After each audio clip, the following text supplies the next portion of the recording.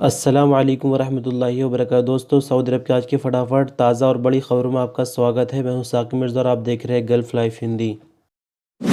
भारत से दुबई होकर सऊदी अरब आ रहे लोगों की बड़ी मुश्किलें। इंडियन एम्बेसी अबू धाबी ने कहा, घर लौट जाए, हालात कब तक ठीक होंगे कुछ नहीं पता। रूस का इस बार का हमला टारगेट तक पहुंचा। अबहा एयरपोर्ट पर जहाज को बनाया निशाना, लेकिन नहीं हुई किसी की मौत। पेट्रोल की नई कीमतें हुई जारी। जनवरी से भी महंगा हुआ पेट्रोल, लेकिन डीजल की स्थिति सामान्य रही। बकालो और जनरल स्टोर्स के लिए हुआ नया कानून जारी। इससे ग्राहकों को मिलेंगे कई फायदे। कीमतों में धांधलेबाजी भी होगी बंद। कोरोना के चलते 10 और नई मस्जिदें हुई बंद। एक मुअज्जिन की मौत की घटना भी आई सामने। 3 दिनों के दौरान 32 मस्जिदें हुई सऊदी अरब में बंद। और रियाज पुलिस ने चोरी, लूटमार और जेब काटने वाले गिरोह को किया गिरफ्तार। 10 अजनबी और एक सऊदी भी शामिल, लेकिन पाकिस्तानी यहां भी नहीं रहे पीछे। ये और इसके अलावा और भी बहुत कुछ।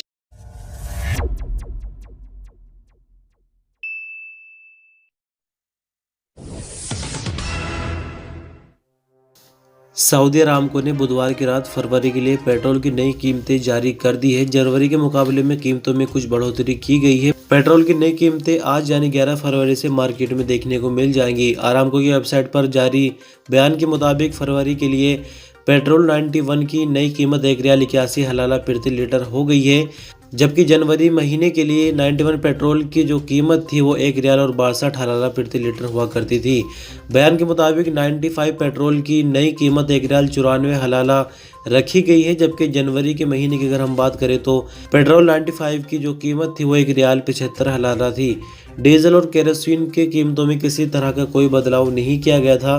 डीजल सऊदी अरब में 52 हलाला प्रति लीटर, जबकि केरोसिन 70 हलाला प्रति लीटर के हिसाब से ही बेचा जा रहा है।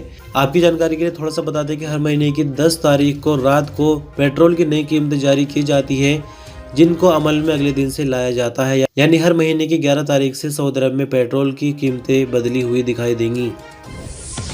सऊदी अरब में कोरोना का कहर जारी है और मस्जिदें लगातार बंद होती जा रही हैं। बात करते हैं लेटेस्ट न्यूज़ की, तो सऊदी अरब की मिनिस्ट्री ऑफ इस्लामिक अफेयर के मुताबिक 18 नमाजियों में कोरोना वायरस की पुष्टि होने और वादियत दवासर में एक मुअज्जिन की मौत की घटना रिकॉर्ड आने के बाद और 10 मस्जिदों को बंद करा दिया गया है। अखबार 24 के मुताबिक मिनिस्ट्री ऑफ इस्लामिक अफेयर ने बताया कि मस्जिदों को टेम्परेरी बंद किया गया है, यानी सैनिटाइजिंग वगैरह और साफ सफाई के बाद मस्जिदों को दोबारा खोल दिया जाएगा।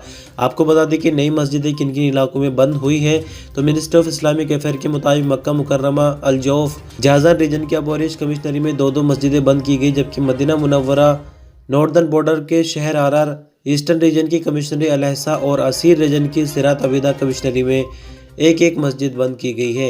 मिनिस्ट्री ऑफ इस्लामिक अफेयर ने सभी नमाजियों से अपील की है कि अगर किसी भी नमाजी को अपने अंदर इस तरह के सिम्टम महसूस हो जो कोरोना से मिलते जुलते हो, तो उनको हिदायत की जाती है कि वो घर पर ही अपनी नमाज करे। जब तक इस चीज़ का यकीन न हो जाए कि उनको कोरोना नहीं है तभी मस्जिद में आए। यानी अगर अपने अंदर थोड़ा भी सिम्टम देखे तो दूसरे को मुश्किल में ना डाले, अपने घर पर ही नमाज पढ़ते रहे, क्योंकि इससे दूसरे लोगों को भी कोरोना लगने का खतरा होता है। इसी तरह की अपील की गई है मिनिस्ट्री ऑफ इस्लामिक अफेयर की तरफ से। आपकी जानकारी के लिए थोड़ा सा याद दिला दें कि 3 दिनों के दौरान कोरोना वायरस पॉजिटिव पाने पर मस्जिदों के अंदर टोटल 32 मस्जिदें अभी तक बंद की जा चुकी है। सऊदी अरब पर हूथियों की तरफ से यानी यमन से अक्सर हमले होते रहते, इसमें कोई नई बात नहीं है। अक्सर आप सुनते हैं कि यहाँ से हमला हुआ है तो वहाँ से हमला हुआ है, लेकिन किसी तरह का जानी या माली नुकसान देखने में नहीं आता। लेकिन इस बार बिल्कुल मामला उलट गया है। हौसियों ने इस बार अबहा एयरपोर्ट को निशाना बनाया है और हवाई जहाज़ को भारी नुकसान हुआ है, यानी हवाई जहाज़ के अंदर आग लग गई थी। दूसरी तस्वीर के माध्यम से आप देख सकते हैं कि किस तरह की घटना सामने आई है, लेकिन खबर के मुताबिक बस यही बताया जा रहा है कि जानी नुकसान कोई नहीं हुआ है और माली नुकसान जो भी हुआ है आप तस्वीर के माध्यम से देख सकते हैं। अरब ज्वाइंट फोर्स के मुताबिक हमले का मकसद तो काफ़ी बड़ा था, लेकिन हादसा टल गया और किसी तरह का जानी नुकसान यहाँ पर देखने में नहीं आया है। खबर में ये भी बताया जा रहा है कि एयरपोर्ट पर हमले से पहले भी 2 हमले और सऊदी अरब पर हुए हैं, लेकिन उनको रास्ते में रोककर नाकाम बना दिया गया। लेकिन ये एयरपोर्ट वाला हमला अपनी मंजिल तक पहुंच गया और इससे कहीं ना कहीं माली नुकसान सऊदी अरब को ज़रूर पहुंचा है, लेकिन अच्छी बात यह है कि किसी की जान नहीं गई, कोई जानी नुकसान नहीं हुआ। सऊदी अरब में जैसा कि 20 कंट्रीज़ के लिए फ़्लाइट ऑपरेशन बंद कर दिया गया है। सिर्फ लोग जा सकते हैं, आने की इजाज़त अभी किसी को भी नहीं है। और इंडिया तो पहले ही इस कैटेगरी में शामिल है। तो आपको बता दूं कि जो छूट वाली कैटेगरी है, यानी जो अभी भी ट्रेवल कर सकते हैं सऊदी अरब के लिए, इसमें खासकर सऊदी अरब के रहने वाले ही लोग हैं। तो उनके लिए अबशर प्लेटफॉर्म की तरफ से खबर दी गई है कि जो परमिशन लेनी होगी ट्रैवल के लिए वो सिर्फ अपने अबशर अकाउंट को लॉगिन करके लेनी होगी। किसी भी थर्ड पर्सन का इसमें कोई इन्वॉल्वमेंट नहीं होगा। साथ ही आपको बता दें कि परमिशन लेने की पूरी कार्रवाई ऑनलाइन है, किसी भी पेपर का इसमें कोई इस्तेमाल नहीं होगा और तीसरे बंदे का इसमें कोई काम नहीं। अपने अबशर अकाउंट में लॉगिन करके परमिशन ली जा सकती है सऊदी अरब ट्रैवल करने के लिए। सऊदी अरब में रहते हुए अगर कोई बंदा छुट्टी अपनी लगवाता है, यानी एग्जिट री एंट्री वीज़ा जारी कराता है 2 महीने, 4 महीने या फिर 6 महीने की, और वो अपना प्लान बदल देता है, यानी घर उसको अभी नहीं जाना है, तो क्या ऐसे में जो एग्जिट री एंट्री वीज़ा है वो अपना आप कैंसिल हो जाएगी या उसको कैंसिल कराना पड़ेगा? तो इसकी तरफ से जवाज़ात का कहना है कि एग्जिट एंट्री वीज़ा को खुद कैंसिल कराना पड़ेगा। अगर वीज़ा एक्सपायर हो जाती है, बंदा ट्रैवल नहीं करता है और उसको बाद में कैंसिल कराएंगे तो उस पर जुर्माना देना होगा। साथ ही साथ आपको बता दें कि इसमें रिफंड का कोई भी चांस नहीं है। जो पैसे आपकी वीज़ा जारी कराते वक्त कट गए हैं वो कटे ही रहेंगे, रिफंड का इसमें कोई भी चांस नहीं है। दूसरी तरफ अगर बात करें कि छुट्टी बढ़वाने के लिए, यानी सऊदी अरब में ही कोई बंदा है, उसने 2 महीने की छुट्टी लगवाई है और उसको 4 महीने जाने का प्लान बन रहा है, ट्रैवल अभी नहीं किया है, तो छुट्टी तो बढ़वाई जा सकती है, लेकिन पहली वीज़ा कैंसिल करानी पड़ेगी, फिर दोबारा से 4 महीने की वीज़ा लगानी पड़ेगी। 2 महीने की वीज़ा में कोई टाइम नहीं बढ़ेगा और रिफ़ंड का मसला यहाँ भी नहीं, यानी रिफ़ंड नहीं मिलेगा। जो पैसे जवाज़ात के अकाउंट में जा चुके हैं वो कट जाएंगे, रिफ़ंड का कोई सिस्टम नहीं है। छुट्टी को दोबारा से जारी कराना ही पड़ेगा, छुट्टी एक्सटेंड नहीं होगी। दुबई या यूनाइटेड अरब अमीरात के दूसरे एयरपोर्ट के जरिए सऊदी अरब पहुँचने की कोशिश करने वालों को उनके मुल्क वापस भेजा जा सकता है। दरअसल आपको बता दें कि अरब न्यूज़ के मुताबिक अबू धाबी में इंडियन एम्बेसी की तरफ से जारी बयान में कहा गया है कि यूएई में फंसे उन इंडियंस को जो सऊदी अरब और कुवैत जाना चाहते हैं, इंडिया वापस जाने का मशवरा दिया है। यूनाइटेड अरब अमीरात में फिलहाल कोरोना की जो स्थिति है वो काफ़ी बिगड़ी हुई है। साथ ही सऊदी अरब में भी कोरोना अभी बढ़ा हुआ है। तो सऊदी अरब ने 20 मुल्कों पर पाबंदी लगा रही है, इससे आप अच्छे से वाकिफ़ होंगे। इनमें यूनाइटेड अरब अमीरात, मिस्र, लेबनान, तुर्की, America, Britain, Germany, France, Italy, Ireland, पुर्तगाल, Switzerland, Sweden, Brazil, Argentina, South Africa, India, Indonesia और पाकिस्तान जैसे मुल्क शामिल हैं। अबू धाबी के इंडियन एम्बेसी के मुताबिक आपको बता दें कि उनका कहना है कि अभी हालात कब तक नॉर्मल होंगे इस बारे में कुछ भी नहीं कहा जा सकता, यानी सऊदी अरब यूएई से कब फ्लाइट आने की अनुमति देगा इस बारे में कुछ भी नहीं कहा जा सकता। तो ऐसे में जो लोग फंसे हुए हैं यूएई के अंदर वो अपने मुल्कों में वापस जा सकते हैं, यही उनके लिए बेहतर विकल्प होगा। इंडियन एम्बेसी की तरफ से ऐसा मशवरा दिया गया है खबर के मुताबिक। सऊदी अरब में मिनिस्ट्री ऑफ म्यूनिसिपल कॉरपोरेशन या कहे कि बल्दिया के मिनिस्ट्री ने बुध से जनरल स्टोर और सुपर स्टोर से संबंधित हेल्थ सर्टिफिकेट सीसीटीवी कैमरों के नए नियमों को अमल में लाना शुरू कर दिया है। दरअसल आपको बता दें कि बल्दिया की तरफ से काफ़ी पहले इसकी डेडलाइन दी जा चुकी है।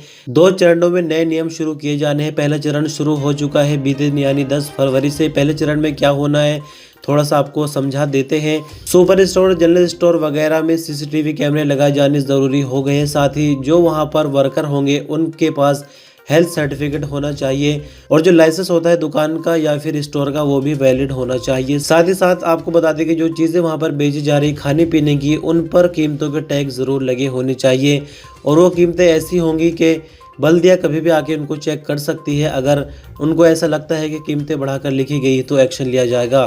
फिलहाल ये बात हो रही थी पहले चरण की, लेकिन दूसरा चरण अभी आने वाले वक्त में शुरू होगा। इसकी तारीख यहाँ पर क्लियर नहीं की गई है।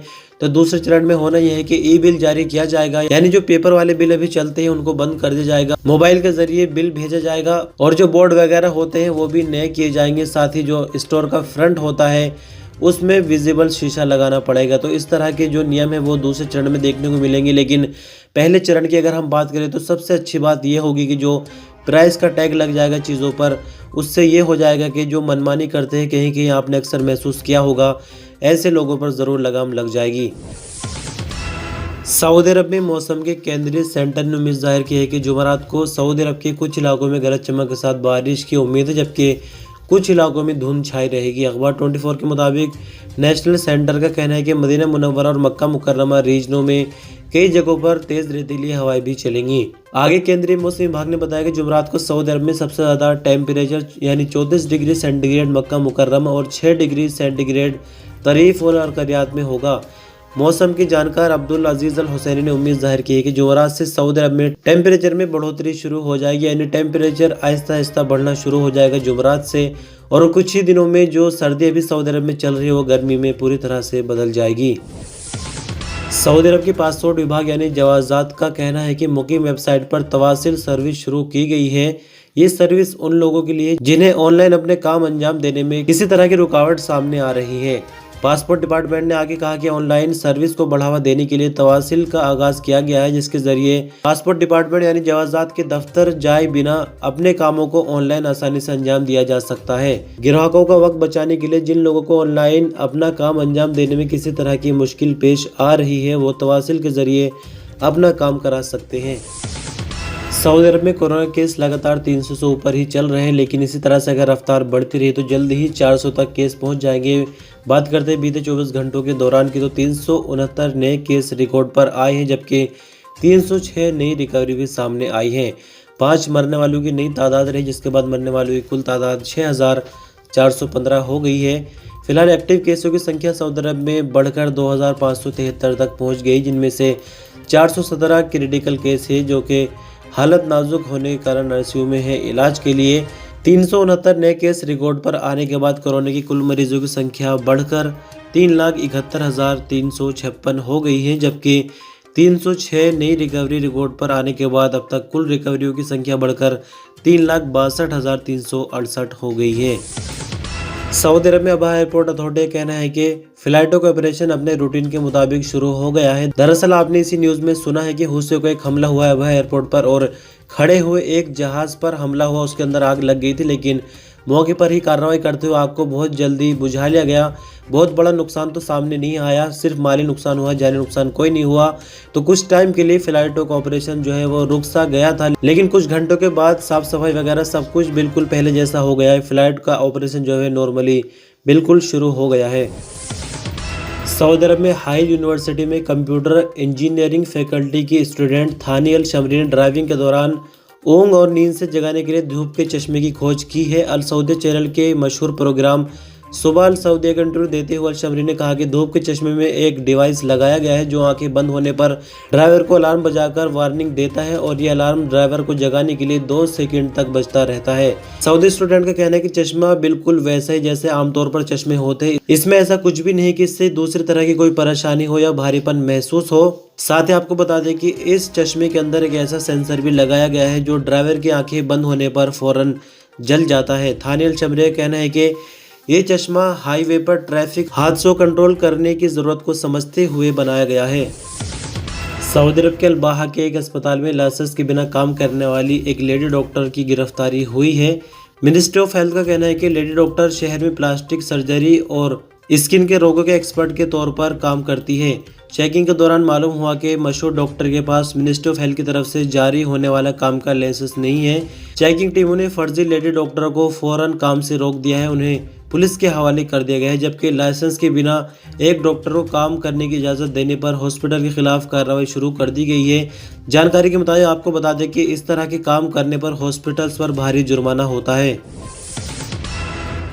सऊदी अरब में रियाज पुलिस ने लूटमार, चोरी और जेब काटने की वारदात करने वाले एक सऊदी और 10 अजनबी वर्करों को गिरफ्तार कर लिया है। सऊदी प्रेस एजेंसी के मुताबिक रियाज पुलिस के स्पोकमैन खालिद अल क्रेदिस ने बताया कि कई तरह की वारदातों की रिपोर्ट मिलने पर स्पेशल फोर्स को गिरफ्तारी का टास्क दिया गया था। स्पेशल टास्क फोर्स ने गिरोह का पीछा करके 11 मेंबर वाले इस पूरे गिरोह को गिरफ्तार कर लिया है। स्पोकमैन का आगे कहना है कि गिरोह में यमन, इथोपिया और पाकिस्तान के अजनबी वर्कर शामिल। बताया भी जा रहा है कि इलीगल तरीके सऊदी अरब के अंदर रहते थे, इनके पास इकामा वगैरह भी नहीं था। उम्र की अगर बात करें तो 20 से 50 सालों के बीच इनकी उम्रें बताई जा रही हैं। स्पोकमैन का आगे कहना है कि चोरी, जेब काटने और लूटमार करने जैसी वारदातों के चलते मुकदमा दर्ज कर लिया गया है। अदालती कार्रवाई के लिए पब्लिक प्रोसिक्यूशन के हवाले भी कर दिया गया है। और अंत में आपको बता दें कि हौसियों की तरफ से एक और हमला हुआ है, यानी एयरपोर्ट पर जो हमला हुआ है उससे पहले भी हमला हुआ है, और एयरपोर्ट वाले हमले के बाद एक और हमला देर रात हुआ है बुधवार की, लेकिन किसी तरह का कोई जानी या माली नुकसान इससे नहीं हुआ। जैसे कि हर बार की तरह हवा में ही हमले को नाकाम बना दिया जाता है, सेम वैसा ही हुआ है। बारूद से भरा हुआ ड्रोन भेजा गया था हौसियों की तरफ से और खमीस मुशैद की तरफ भेजा गया था, यानी खमीस मुशैद के इलाके को निशाना बनाने की कोशिश थी, लेकिन किसी भी तरह का जानी या माली नुकसान देखने में नहीं आया। अगर बात करते हैं बुधवार की, तो 3 बार हमले हुए हैं लगातार हूथियों की तरफ से एक दिन के अंदर, और बीच में जो हमला हुआ है यानी दोपहर के टाइम, उससे अबहा एयरपोर्ट को नुकसान हुआ है। एक जहाज के अंदर भी आग लगी है, लेकिन अच्छी बात यह है कि किसी भी तरह के हमले से कोई जानी नुकसान सामने नहीं आया है। तो दोस्तों, इस तरह से खबरों का सिलसिला यहीं तक बने रहिए gulf life Hindi YouTube channel पर। वीडियो पसंद आए तो ज़रूर लाइक कीजिए, क्योंकि काफ़ी मेहनत लग रही है आजकल वीडियो बनाने के लिए। आप इस वीडियो को अपने दोस्तों तक भी शेयर कर सकते हैं अगर पसंद आ रही है, और चैनल पर हमारे पहली बार तो सब्सक्राइब करके बेल बटन दबाकर ऑल पर क्लिक करें, ताकि इसी तरह की इन्फॉर्मेटिव वीडियोस आप तक आती रहे। आपका कोई सवाल या सुझाव हो तो कमेंट में ज़रूर बताएं। शुक्रिया, अल्लाह हाफिज़।